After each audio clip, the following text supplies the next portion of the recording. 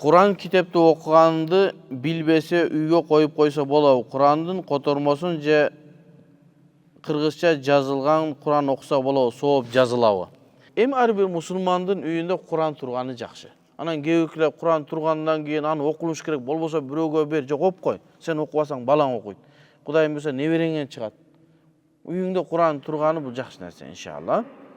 Эми ошонун кыргызча котормосун окуса соо алабы десе, кыргызча котормосунун түзмө-түз котормосу боло турган болсо, коркунуч бар. Кандай? Курандан окуйт дагы түздөн түз, Куранда ушундай келиптир деп өзү амал кылып баштайт. Мүмкүн ал Курандагы аятты туура эмес түшүнүп алат. Мүмкүн Курандагы аяттардын өкүмү кеткен аятты окуп алат дагы амал кылат. Кабар катары, билим катары, илим катары окусаңыз, иншалла сооп болот. Себеби Аллах Тааланын китебин окуп таанышып атасыз. Ал эми качан амал кылабыз, анда закон, фикка кайтабыз. Себеби Абу Ханифа ошондон аяттарды алып, жооп берип, фикты жазып, законду жазып койгон, Ошо окуганга иншалла сооп алат. Иншалла шуну үмүт кылабыз эми иншалла. Жайында сууга түшүп, загар алгандан пайдасы тууралуу динде кандай дейт. Эми загар алуу боюнча динде мындай майда нерселерди айткан эмес. Исламда кеңири чоң маселелерди айтылган. Эми загар жөнүндө айтып берсе да кыйын болуп кетет, Ден соолуңарды карагыла, деген бизде чакырыктар бар. Демек, загар алган адам ошол жылы оорубайт деген врачтардын немеси бар. Загар алган адам азыраак ооруйт, оорубай калбайт. Азыраак ооруйт дейт. Эми ушул бизге жетиштүү болот. Биз аялдар сууга түшсөк да жабык кийимде болобуз дейт. Бул аялдын суроосу экен. Биз аялдар сууга түшсөк да жабык кийимде болобуз дейт. Ошон үчүн атайын исламий немелер ачылды. Загар ала турган жанагы көлдөч, пляждар ачылды. Ошол жакка барса, иншалла бир мүмкүнчүлүктөр бар.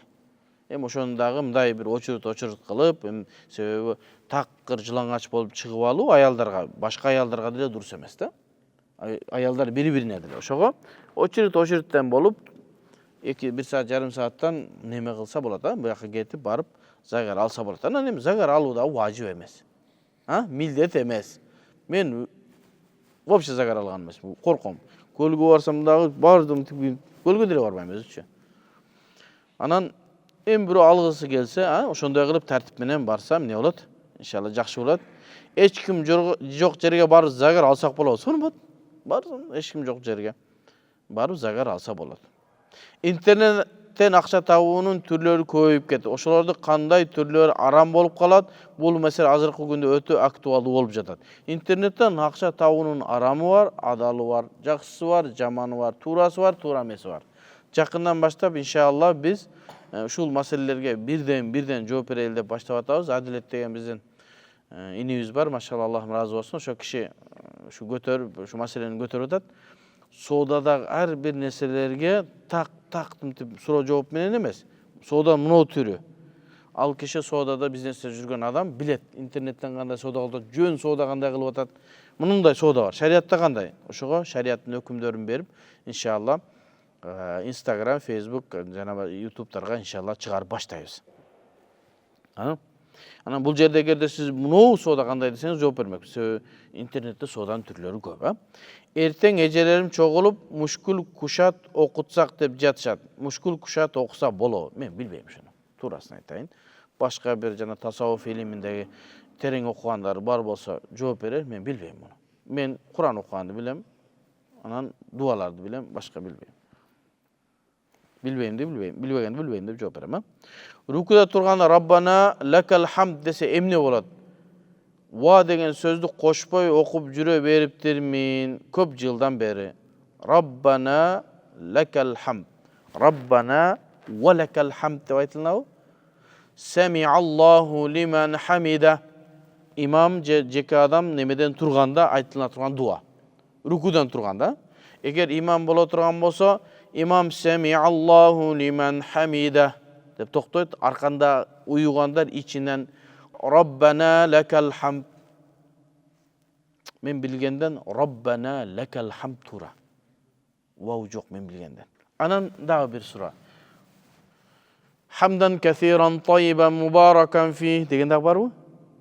Аны неге айтпайбыз? Hadislerде geldi o, sahih hadislerde geldi. Rabbana lekal hamd hamdan kathiran tayyiban mubarakan fi. Bирок biz Rabbana lekal hamd деп токтойбуз да? Ушул туура. Ал мутаварис, пайгамбарыбыздан мурас болуп, сахабалар үйрөнүп келген дуа ушул. Ал эми хадистегичи, хадисте айтылган хамдан касиран таййибан мубаракан деген сүннөттөрдө же нафилдерде айтылат. Фарызда бизге мурас болуп, ооздон оозго сахабалар үйрөтүп келинген дуа Сами Аллаху лиман хамида Раббана лакал хамд болду. Раббана лакал хамд десе эмне болот деди. Мен билгенден Раббана лакал хамд туура. Мен билгенден ушул туура. Эки риваят менен келиптир. Раббана лакал хамд деп да келиптир, Раббана ва лакал хамд деп келиптир. Раббана лакал хамд Аллаху алам. Şu hadislere sabit oşakan. Müslim'de, Bukhari'de ne? İnne Resulullah sallallahu aleyhi ve sellem kâle İzâ kâlel imam semiyallahu limen hamide fekûlû eğer imam semiyallahu limen hamide dese aytıkla Rabbena lekel hamd. Rabbena lekel hamd. Bukhari Müslim'de. Başka da rivayetlere ve lekel hamd degen de rivayet barken hiç kanday işgal yok. Медресеге акча котороюн дегем, кантип которсок болот дейт. Медресеге акча котороюн дегенде кайсы медресени каалап атасыз, эмне максатта котороюн деп атасыз. Эгерде балдарды окутайын деп жана биздин жана Чубак ажынын Аллахым өзүнүн меримини алсын, жолун неме кылып балдарды окутуп атабыз го. Ошого котором десеңиз, анда мага байланышыңыз. Мен сизге бир баланы байлап берем иншалла. Анан ошого жөнөтүп турасыз. Ал балдар келсе иншалла исламга кызмат кылат. Азыр ошолордун алды келип исламга кызмат кылып баштадык. Биринчилерден болуп, Мен асыр намазына мешитке келсем, имам биринчи рекеттин рүкүсүнө кетип атыптыр. Мен кыямга тура албай рүкүгө кеттим. Ошондо акырында бир рекет улаймынбы? Имам рүкүгө кеткен болсо шашпаңыз сиз. Аллаху акбар деп такбирди айтып, анан кийин имамга кетиңиз. Такбир сөз айтыш керек, фарз болчу. Андан кийин имамга барасызда, демек рүкүгө, имам рүкүдөн башын көтөрө электе жетишип калсаңыз, ошол рекетке жетишкен болосуз. Имам рүкүдөн башын көтөрүп кеткен болсо, анда ал рекетке жетишпей калдыңыз, имам салам бергенден кийин туруп аны толуктайсыз. Мамлекеттен ипотекага үй алса болобу? Мамлекет азыр арзан процент менен үй берип атат. Ошого устаз Эмил Андартеген фатва берди. Алымдар кеңешинин мүчөсү. Эгерде бирөө муктаж болсо, жанагындай аз камсыз болгон үй бүлөлөр, балдары көп, акчасы жок, ошолор эгерде ошол ипотеканын аз өлчөмдөгүн төлөй алып, ошону жашай турган болсо, зарылчылык үчүн ошого уруксат берилет деп фатва берилди. Ошонун фатвасына бардык адамдар эмес, байлар эмес, жанагы аз камсыз болгон, кыйналып, үйү жок калгандар, зарылчылык үчүн. Менин апам запойго кирип ичет дейт. Алла. Капельница алып же наркология бармайынча запойдон чыга албайт. Өзүмдүн алхамдулилла 4 балам жолдошум бар дейт. Хижап кийип 5 маал намаз окуйбуз. Акыркы күндөрү апам ичкенден тажап, чарчап кеттим. Аллах Таалага дуа кылып сурайм. Суроо мындай. Апам ичсе барбай капельницасына төлөбөй койсом күнөө болбойбу? Өгөй атам жана иним бар. Иниме бирок баары бир. Ал өзү чөп чегет дейт Алла. Ушундай тажадым, эмне кылсам болот, Аллахым разы болсун. Эгерде сиз эң улуусу болсо, балаңыз жанагындай чөп жеп жүргөн болсо, эми сиздин кичине каралашканыңыз жакшы болот иншалла. Анан бизде кыргызда жакшы сөз бар да, атаң доңуз болсо байлап бак дейт. Уккансыңар ушуну? Ал деген нерсе, атаңды кандай абал болбосун таштабайсың ата-энеңди. Ал арагы ичип атабы, ал мусулман эмеспи, таштабайсың. Абу Бакр радиаллаху анху Фатху Макка. Мекке фатх болуп ачылганда пайгамбарыбыз келип, Меккени мусулмандан колуна өткөн биринчи атасына барган. Атасы динди кабыл алды, Абу Кухафага. Барып Мекке ачылды, мусулмандардын колуна өттү дегенде, анда мен иман келтирем деген. Жетелеп пайгамбардын жанына алып келген. Болду, капырда барбай койгон жок да. атага, ата энеге кандай абалда болсо жакшылыкты кыла беребиз. Жакшылыкты биздин мойнубуздагы милдет, ошол жакшылыкты кыла беребиз, Аллах Таала анын өзүнүн эсебин чыгарып алат. Кандай мамиле кылат дагы өзүнө жараша өзү жооп берет.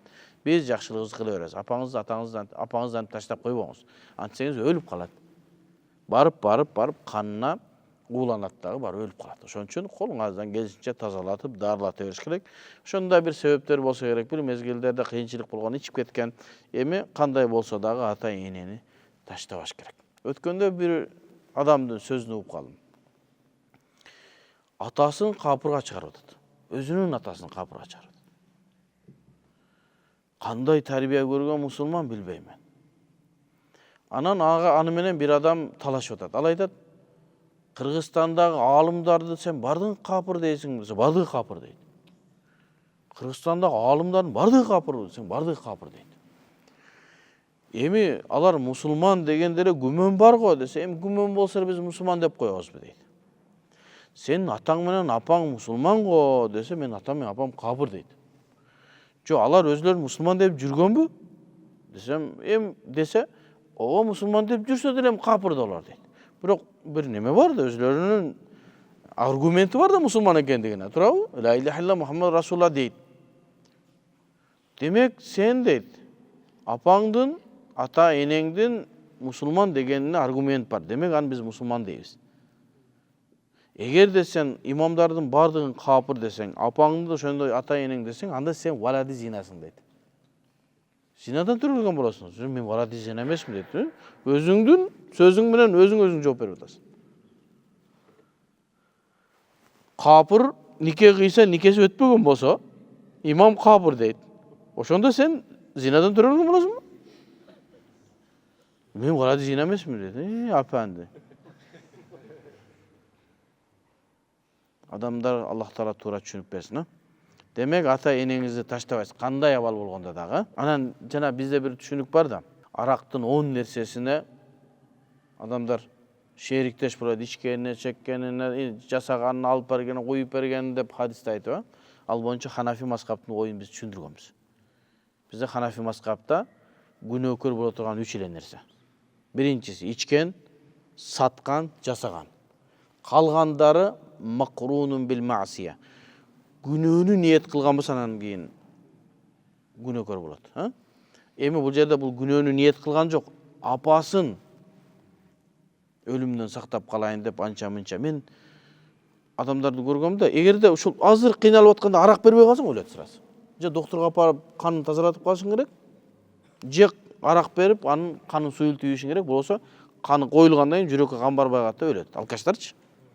Ошол мезгилде адамдын жанын сактап калыш милдет. Аллахым разы. Өзүм военный болуп иштейм. Динден терең эле түшүнүк бар дейт, машалла.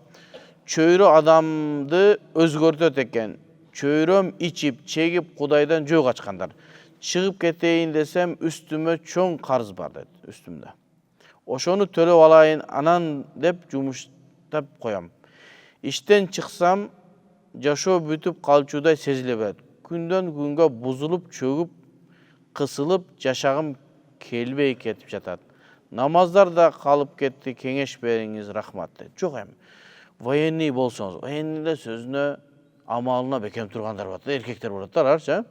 Динден терең эле түшүнүгүңүз бар болсо, чөйрөңүз сизди буза албаш керек да. Чөйрө сизге карап оңолуш керек. Демек, сизде өзүңүздө кичине проблема болот, өзүңүздү оңдоңуз, сиз ошол чөйрөнү оңдоңуз. Оңдоого аракет кылыңыз. Анан эгер ошондой иш ал жерден иштен чыгып кетсеңиз, карызыңызды төлөй албай калсаңыз, азыркы мезгилде иш табуу кыйын.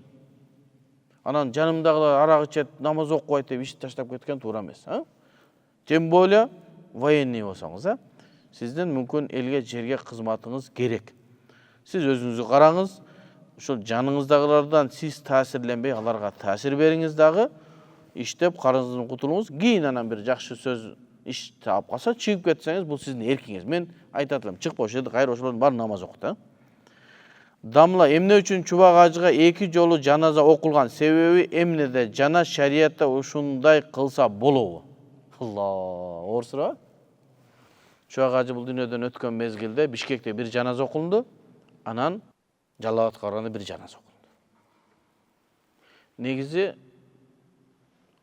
kayra janazа okusa ziyanbı же ziyan emespi? Ziyan emes. Бирок милдеттүү эмес кайра жаназа окуу. Бул жаназа окуп койду. Кайра жаназа окулбаш керек деген милдет жок, Окуса зыяны жок. Ухуд согушунда мусулмандар көп өлгөн. Мусулмандар жеңил үзасын тарткан Ухуд согушунда. Ошондо Асадулла, Аллахтан арстаны атка конгон Хамза радиаллаху анху дагы Ухуд согушунда каза болгон. Шаһид болгон. Ошондо пайгамбар саллаллаху алейхи ва саллам ошо Ухуд согушунда каза болгондорго жаназа окуганда Хамза жылдырылган эмес. Хамзаны койгон, өлүктөрдү алып келген шейиттер. Жаназа окуган, алып, башкаларды алып келген жаназа окуган. Ошондо бөлүп жаназа окулган да. Ошондо Хамзага бир канча жол жаназа окулган. Аллаху алам зыяны жок. Эми анда ошо жерде алымдар, бир жерде Максат ажы окуду, мен адашпасам, ал жака барганда Шүкүр дамла окуду. Иншалла жаназа эмне? Бул дуа. Дуанын эч кандай артыкчылыгы жок иншалла. Мен турмушка чыкканыма 2 жыл болоюн деп калды. Балалуу боло элекпиз. Жолдошум жакшы, дин менен жүрөт, 5 маал намаз окуйт, бирок катуу кызганат. Ар дайым жаман ойлой берет.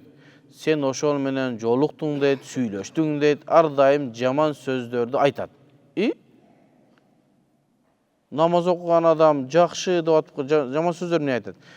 Сен мени алдап жүрөсүң дейт. Түшүндүрсөм да түшүнбөйт.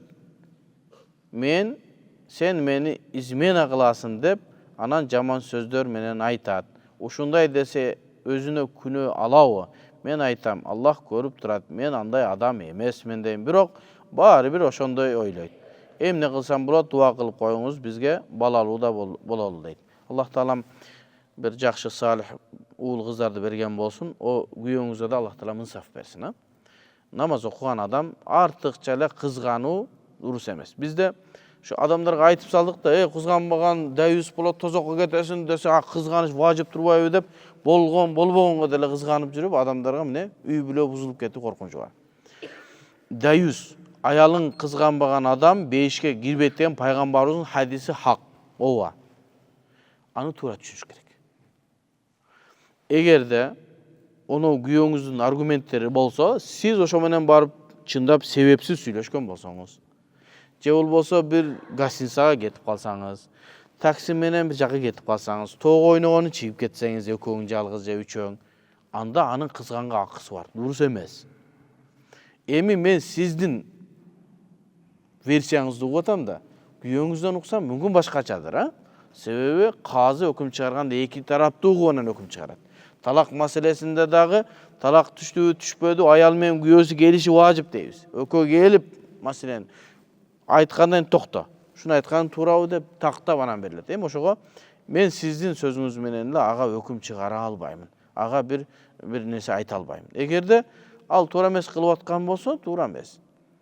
Кызгануунун өзүнүн чеги, шариатта чеги бар. Ал кандай? Bir адамды, аялыңды, жапаңды, же карындашыңды бирөөгө кызганбастан кошуп бересин, ошо менен зина кылуу коркунучу бар. Себепсиз сүйлөшүү мүмкүнчүлүгү боло турган болсо, жөн эле коем, сүйлөшүп атат дейм, заман өзгөрдү десе, анда ошоно киресиң. Ал бир жолу сүйлөшөт, экинчи жолу кат жазышат, үчүнчү жолу башка болуп кетиши мүмкүн. Ал эми бир жерде иштейсиң, ал жерде ошондо иштеш керек, банкта иштейт, бирөө документ алып келет, сурайсың, кагаз кабыл коесуң, же болбосо бир жерде базарда иштейт, товар келет, кабыл аласың. Андай иштин чегинен чыкпаган болсо, ал жана дайюстукка кирбейт. Дайюстук ошонун зина кылуусуна, арам ишке баруусуна, шариатта кайтарылган нерсени кылуусуна жол ачып берип коюп индебей отурган дайыс. Колунан келип туруп. Кайтарма дуа деген нерсе бар. Менин үйүмдөгү ушул чоң молдо, ал чоң молдо, туз, чай кылып бар кайтарма окуп берет деп айтышат. Ушундай нерсени билбейм, чында. Кайтарма, пайтарма дегендерди билбейм. Дем сал, Аллах Тааланын сөзү ошол шифа ошо. Каси мечитинде Нур Мухаммад деген шейх бар, барып окун, жин, пин, шайтан, пайтан, сыйкыр-пыйкыр бар жок болот иншалла. Dinimizde tattуулар жөнүнө кандай маалымат айтылган дейт. Мисалы, азыркы медицина ар кандай шириндиктер адамдын ден соолугуна, акылына зыян өтө чоң экендигин делдеп жатышат. Бирок карап көрсөк, дал мусулман өлкөлөрү таттууларга өтө басым жасашат экен. Айрыкча дин, илим өнүккөн мусулман өлкөлөрүндө. Шарият ар бир нерсеге эле тактап айта албайт. Шарият жалпы нерсе, ден соолугуңду кара дейт. Эми шириндикти чектен ашык жесе, ал ден соолукка зыян экенин врачтар, табиптер көрсөтмө бердиби? Демек ошолорго биз баш ийишибиз милдет болот. Себеби ар бир илимдин өзүнүн адиси сүйлөш керек. Молдолор врач болуп кетпешибиз керек, а? Ушундай, врач болуп кетпе. Сен молдолугуңду кыл. Молдолордун иши ошол врачтар кандай кылат, ошону тактап туруп шариятка туура келбей, ошонусун гана баяндап берет. Врач болуп, анан мына чөптү ич, хаббат сауданы ич, анан кийин баланы же деп айтканга акысы жок. Врачтар эгер ушул пайда десе, ичсин. Пайгамбарыбыздын хадисинде келип туруп, ушуну мындай кылышыбыз керек. Мүмкүн пайгамбарыбыздын хадисинде ал бир коомго атайын айтылгандыр. Мүмкүн ал пайгамбардын вахий аркылуу болгондур, сен билбейсиң. Ошон үчүн медиктерге өткөрүп бериш керек. Өзүң бизнес кылып аласың. Ошого мен айтам да, акыйда илимин акыйданы жакшы билген алымдан аласың. Фикты жакшы билген алымдан аласың. Ден соолугуң врачка барып карайсың. Хадистерди окуп эле өкүм чыгарасыңбы? Жок. Факихтер, муштахидтер чыгарыш керек. Хадисти окуп туруп дары жасайсыңбы? Жок. Врачтар жасаш керек. Анан эгерде врачтар кара тименди, кара зирени ичсең, зыяны жок десе, пайгамбарыбыз хадисинде келди, врачтар зыяны жок деди, иче бересиң. Мисалы үчүн зара, төөнүн зарасы. Пайгамбар саллаллаху алейхи вассалам уруксат берген, зараны ичсеңер шифа болот деген. Абу Ханифа ичпеш керек, нажас деген. Пайгамбарыбыз айтты го, тиги ооругандарга ичин десе, ал пайгамбарыбызга хас дейт. Ошол эки коом келген, ошол эки коомго гана уруксат берген. Вахий менен эки коомго гана уруксат берген. Не далил десе, андан кийин бир деле сахаба зара ичкендиги жөнүндө хадис жок экен, же асар жок экен. Же табииндер бир жерде ачып төөнүн сидигин саткан жок экен. Же бир сахабанын жок. Анан алымдар айтышты, бул ошол хас ошого экен. Абу Ханифа ошентип фатва берген. Нажас, төөнүн зарасын ичкенге болбойт. Эми врачтар тактады. Пайгамбарыбыз жөндөн айткан эмес да, демек ошондо бир нерсе бар. Бирок убактылуу гана бир коомго уруксат берилген. Эми врачтар тапты. Ушундан башка дары калган жок. Ушуну ичсеңер жакшы болосуна кепилдик берсе, Абу Юсуф менен Мухаммадтын сөзүнө фатва берет. Алар дарылык үчүн нажасатты ичсе дагы болот дейт. Ага фатва берилет. Ал экинчи очурутта. Ан үчүн не, хадисти окуп алып барып, төөнүн аркасынан барып болбойт, а? Ал деген нерсе пайгамбарыбыздын хадисин жокко чыгаруу шылдыңдоо эмес. Ал хадистерди туура түшүнүш керек. Ошону Абу Ханифа айтат. Бул ошол Закван ва Ре'л деген эки коомго гана айтылган дейт. Болду. Алар билесиңер, барып төөнүн бир жака жөнөткөн, барып төөнүн сүтүн ичсеңер жакшы болосуңар деген го.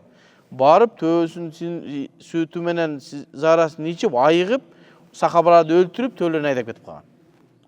Анан пайгамбарыбыз бир ай аларга кунут менен дуа кылган. Каната шахран, пайгамбарыбыз бир ай багымдатта кунут окуду деген ошол. Шафилер дайым багымдатта окуйт. Биз айтабыз, бул ошол пайгамбарыбыз бир ай эле окуп кийин окуган эмес, а? Да айтуу шартпы? Ниеттин орду жүрөк. Махаллуху калб, жүрөк. Жүрөк менен кайсы намазды окуп атасың, ошону туюнуп, азыр куптанда окуймунбу, билип, Аллаху акбар десеңиз жетиштүү болот. Бирок Ханафи алымдары замандын өзгөргөнүнө жараша адамдардын проблемасы көбөйдү. Азыр илгери чыгып эле коюн багып кайра келип, коюн камап коюп, аялың менен тамак жеп эле жатып, анан эртең менен багымда токуп, анан кайра эле коюн айдап кеткен жашоо болчу да. Азыр андай эмес жашоо. Мектебиң биякта, наркы балаң аякта, анын контрагы келген, светиң, газың, отун, көмүрүң түгөнүп атат. Проблема көбөйдү. Адамдарды алектеген нерселер көбөйдү. Карызың бар, бирөөдөн карыз алгансың, ал доолоп атат. Көп да. Эми ошондой мезгилде адамдар жүрөгү менен ниет кыла албай калса дейт. Ушундай болуп калса, жүрөгү менен тилин жамдаш үчүн жүрөгүнүн айт тили менен навайтан усаллия салатан айша десе зыяны жок дейт, мустахаб дейт. Анан жок ой кокуй бидат, бун ниет тилиң менен айткан болсоң түз дозокко барасың деген эми болбогон сөз. Себеби шариятка каршы эчтекени кылган жок. Же бирөө айтса, тил менен гана айткан дурус, жүрөк менен эсеп эмес, тил менен айтыш керек. Ислам ушундай десе, анда айтабыз, бидатчысың сен, андай эмес деп. Ошон үчүн Шейх Ибн Теймиянын айткан бир сөзүнө дүйнөдөгү аалымдардын бардыгы каршы сөз айткан. Эмне деген? Эгерде бирөө тили менен ниет кылган болсо, устутиба, ага тооба кылдырылат дептир, устутиба. Интаба, тооба кылса тооба кылды, илля дурибат унуку, башын алыш керек. Андай айтканда кой, анчалык эмес. Тилиң менен ниет айтып койгондо эле башын ала берсек, анда кандай болот? Демек, хуласатыл калам, ниет жүрөктүкү. Жүрөгүңүз жетиштүү боло турган болсо, бисмилла. Жетиштүү болбой да тил менен кошуп айтыш керек боло турган болсо, тилди кошсо зыяны жок. Бирок тилиң менен айтып, жүрөгүңдө болбосо өтпөйт. Же болбосо жүрөгүң куптандып атып, тилиң багымдат десе, тилиң өтпөйт, жүрөгүң кете берет. Менин оюнга байге койсом, анан ал оюнга өзүм да катышсам, байгени утуп алсам болобу, же мен катышпашым керекпи? Жок, анда арам болуп калат. Эми мухаллил дейт. Мусабакалар, жарыштар бар го. Ушул боюнча мен жакында макала чыгарам. Жазып атам азыр. Мындай пикир кылып атам, жазам жакында. Чыгарам иншалла. Мухаллил азыр болуп кетти, волейбол өткөрүп атат, футбол өткөрүп атат, анан биз жана чогултканда акчаны бардынан чогултабыз, анан аны белекке кошобуз, анан баарыбыз волейбол ойнойбуз, арам болуп калабы деген маселелер. Ошол боюнча иншалла мен жакында макала чыгарам, мүмкүн үн менен да чыгарам. Мухаллил деген нерсе бар. Ортосуна бир нерсени кошуш керек. Мисалы үчүн, бул экөө акча коюшуп, экөө жарышып атат да. Үчүнчү адамды эчтеке жок, мынени кошуп койсоң болду. Үчөөң тең аралашып, ким утса алып кете берсе болот. Аны иншалла кийинки сабактабы эмне атайын маселени чечип, кеңирээк айтып беребиз. Мен жашым 32-де, чачыма ак түшүп, 90% аппак болуп калды. Өзүм 5 убакыт намаздамын, алхамдулилла. Сурайын дегенин чачымды миллировка кылдырып койсом болобу? Гусул даарат өтөбү? Хынага боёсом кайра аппак болуп, бир кызыктай көрүнүп калып жатат дейт. Ошол боёбу миллировкасы эмне? Боёкта турабы? Негизи эркек кишилердин боёгону биздин үрп адатта көп жакшы эмес. Жана кызылдарга боёп, кына менен боёп алганча, Пакистанда жакта жакшы. Үрп адат ушул жерде иштейт. Бизде кып-кызыл сакалын боёп алса жакшы көрүнбөй калат. Пайгамбарыбыздын ошол сакалдарды, агаргандарды мындай карадан башка түзгө боёп алса болот деген бар. Ханафи мазхабта дурус боёсо. Анан бирок кээ бирки сахабалар боёбой эле сакалы ак бойдон деле жүргөн экен. Ошого сакалыңыз ак болгону нурду болот. Боёйм десеңиз боёй бериңиз. Хинага боёсо биттифак эмне дарат өтөт, гусул өтөт. Чоак устаздын башка фатвасы дагы бар. Азыр биздин чач боёк менен боёсо деле дарат өтөт деген. Ва саллаллаху таала хайра халк Мухаммад ва аля али ва сахаба ажмаин. Амин. Аллахым ушул алган илимдерибизди өзүң пайдалуу илимдерден кылган. Белип билген күнөрүбүздү Аллахым өзүң кечирген. Элибизге тынчтык, береке берген. Жаман көз, жаман сөздөрдөн Аллахым асырап, илимибизди Аллахым зияда кылгын. Роббана атина фид